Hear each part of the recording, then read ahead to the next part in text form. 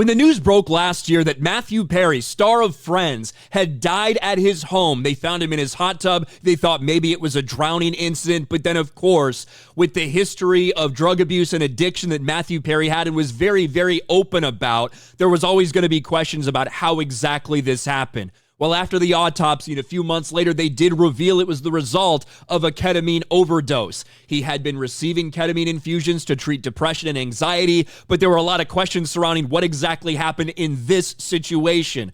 Well, now today, just a few hours ago, we have breaking news out of LA that there have been multiple arrests made in the investigation into the death of Matthew Perry. Arrests made in connection with ketamine death. Doctor and drug dealers are now in custody. And we do have this from Drama Alert, which is clipped from a Fox News alert. Let's listen to what they're saying here. New York, 7:32 in California. TMZ on breaking news now, reporting that multiple arrests in connection with the death of the actor Matthew Perry. Matt Finn is up in LA and has got more on what we are learning early on. Matt, good morning.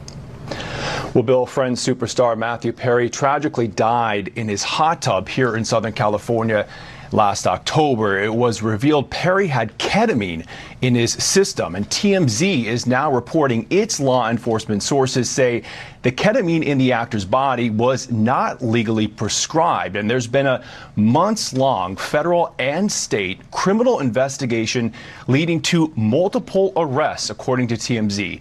Law enforcement agencies executed search warrants, seizing computers, phones, and electronic equipment, all to determine who supplied Perry with that lethal ketamine. TMZ reporting Perry had been getting ketamine infusion therapy for anxiety and depression, but the last therapy was a week and a half before his death, so the ketamine in his system was not doctor prescribed. We're waiting to hear from the U.S. Attorney's Office here in Los Angeles on this breaking news.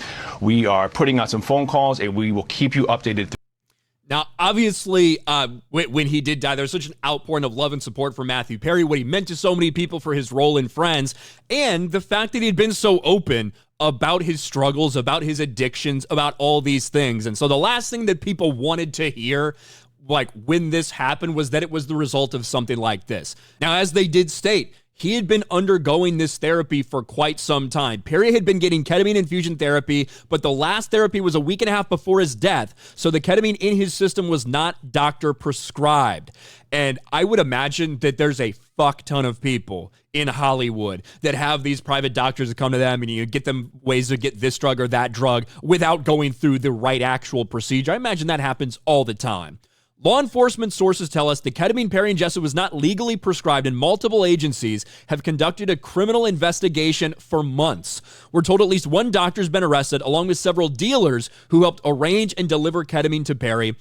Our sources say the search warrant revealed text messages discussing Perry and the ketamine he wanted and what they were doing to get it to him. The text also discussed the price the Friends actor would pay for the drug. Certainly another sad part of this saga that has been, Matthew Perry's life and his death, and the idea that, you can use ketamine recreationally, that he may have been doing that, and that's what resulted in this. That's obviously at the forefront of everyone's mind as well. Who knows exactly how far, how much is going to continue to come out about this, but at the end of the day, that's just another tragic reminder of the story of Matthew Perry, and probably what happens a lot in the entertainment industry. What do you guys think about this? Let me know in the comments section below, and I'll talk to you later.